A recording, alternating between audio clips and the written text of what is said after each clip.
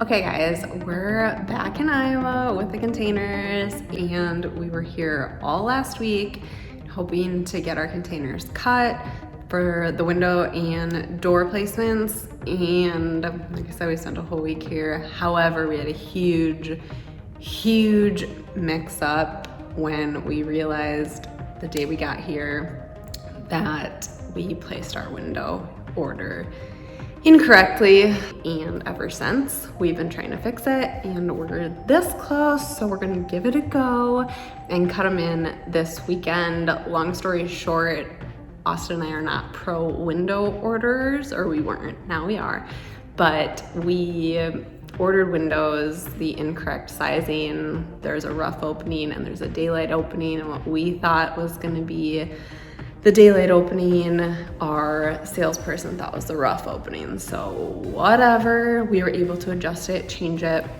get new measurements that we're 99.5% sure of. Hopefully we'll be 100% sure of by Monday, but we're cutting today and it's super exciting.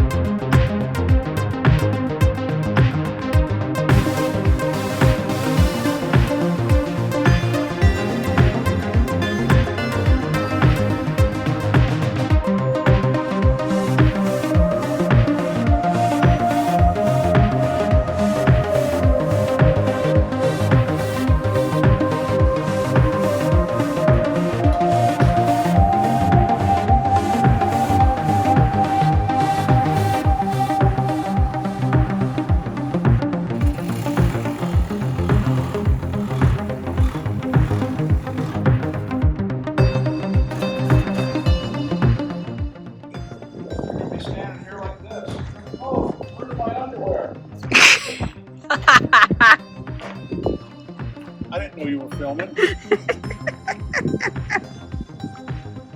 We just finished up work for the day, so I thought I'd bring you outside and show you everything that we did.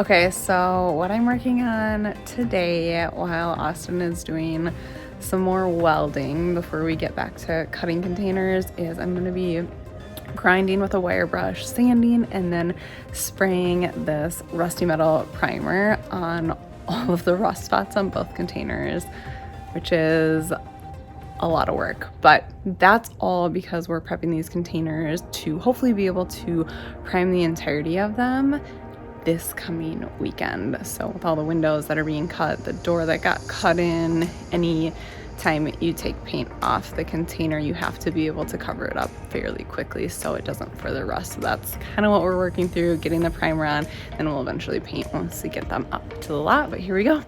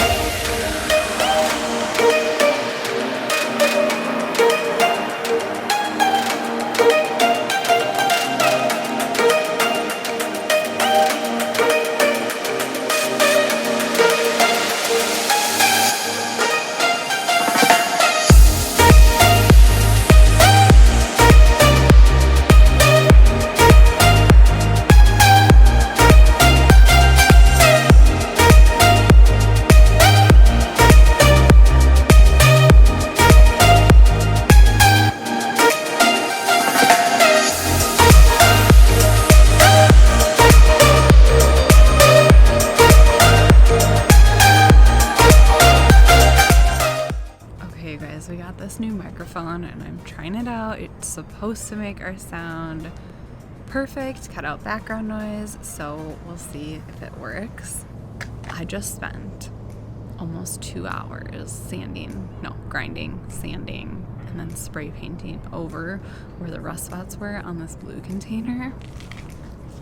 And this little area here is all I have done. So that's a problem because I have to do the entirety of the blue container, the top, all the sides, and the entirety of the 20-foot red container that's cut in half. And if it keeps going at this pace, that's like 30 hours.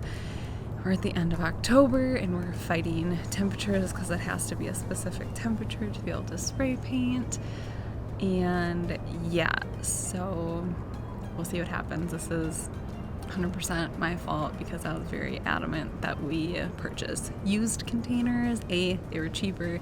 B, it's better for the environment. C, the containers had a purpose because they were able to travel across the ocean carrying goods over to the US. So that feels much, much better that they had a purpose and now they're going to be our home. But I fully understand why people purchase brand new containers because they don't have rust and you don't have to spend 30 hours of your life sanding, grinding, and spray painting them. Also, check out this dope sunset. It's so pretty out here. It is officially day 2 on the grinding and sanding grind, essentially, and it's cold out, it's windy out. Hence the extra layers. My fashion sense is no longer, you'll notice in the coming months. I'm just dressing to stay warm and be able to squat nice and low. So wish me luck. This is going to take a long time. I have a couple hours before dark, so let's get it.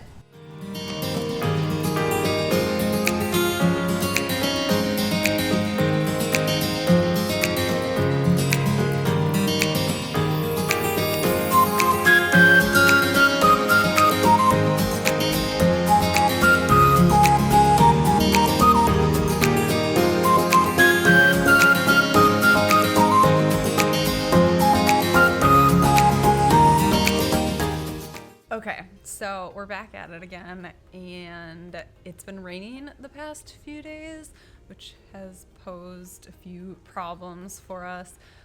But outside of that fact, we've run into a couple of other hiccups along the way. So last time that we were filming, I was working on grinding and sanding off the rust and spraying it with Rust-Oleum so that we could hopefully try to prime this weekend.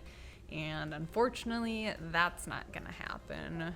We realized that my process that I was using for getting the rust off wasn't giving us a clean enough finish. It wasn't feathering the spots enough, and so it's a little, there are ridges, and we would like a smooth, clean finish. So that's one part. It's gonna take a long time to do that, but I think we figured out how. The bigger problem is that we're running up against temperatures, and it's almost November in the Midwest, and generally 55, 60 degree averages are what you should have for spray painting, and priming in general, and unfortunately we're not going to have that till the spring. So this project has been moved all the way to the spring at this point. Yep, but it'll be fine because we have plenty of other stuff to work on. There was another issue we ran into. I guess we're starting to cut open windows, and with all the rain, water was coming in, and some of the plywood on the inside decided to bubble up. So we kind of walked through our options, found that a lot of people put epoxy on the floors, both to seal in any sort of pesticides that may be looming around left over from when it was manufactured, but also to provide some waterproofing. Same problem there though, temperature sort of dependent application, and it's just getting way too cold here in the Midwest to do it this time of year. So instead of that, we're gonna really kick it into high gear, make sure all the windows get cut within the next couple days and all the frames get welded in, and then we'll be building up the walls. And once the walls are in, we'll be able to essentially cover up the windows again with some plywood and some weather sheeting. Yeah, and we're having to use the plywood and the weather sheeting to close up the container for the entirety of the winter. Basically, one, for when they're moving, so the wind isn't going through the containers as they're on the road, but two, because our windows and doors will not be in until the early spring. So we have to make sure that we're able to close them up somehow and keep as much moisture out of them as possible once they're set up in Crosby. Yep, and hopefully having everything sealed up will both protect from the elements, but also allow us to maybe work during the winter and put a couple heaters in there and get some stuff done once they're up on the land. So it's coming full circle. We'll get through all the roadblocks. So over the past few days while it's been raining, I've been doing research on the correct way to prep a container for priming, to realize that wasn't going to happen, the correct way to epoxy a floor, realizing that wasn't going to happen, and Austin has actually been doing something beneficial. Yep, so I started to frame up the metal frames for all the windows. We ended up going with some angle iron that we'll be using as the exterior frame detail in all of our window and door cuttings in the container. So we're gonna go with a 2-inch by 1.5-inch angle iron for all the windows, and the windows that'll be exposed to the exterior and not covered up, there's gonna be a small detail on them where the top one is at a little bit lower of an angle to allow for water to drop off of the sills. Things are coming together, and hopefully once those get welded into place, we can start building the walls. So the Spark Notes version of what Austin just said is that today we're going to be grinding in the window and door openings, welding in the angle iron for the windows and doors, and then hopefully, time permitting, cutting in the last 2 windows in the 40-foot container. So we'll be back.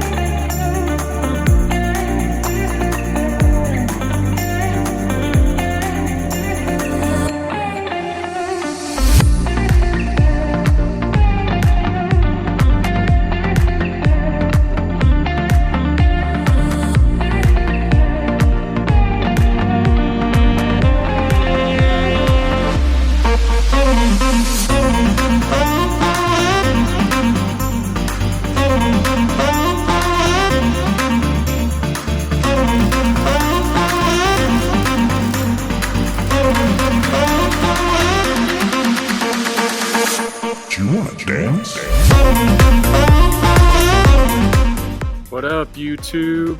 Just finished framing in this patio door, steel frame behind me. A lot of welding, lots of jacking stuff up, making sure everything, the height was good. Finally finished. Probably took about 4 times as long as I expected it to take. But she's in, it's looking good, and the measurements line up, so I think the patio door should slide right in. Ended up doing some interesting little bit of engineering right here. Used a 2.5 inch angle iron around the outside, and then on the inside of this there is 3 by 5 inch rectangular steel tubing that'll make up the whole frame.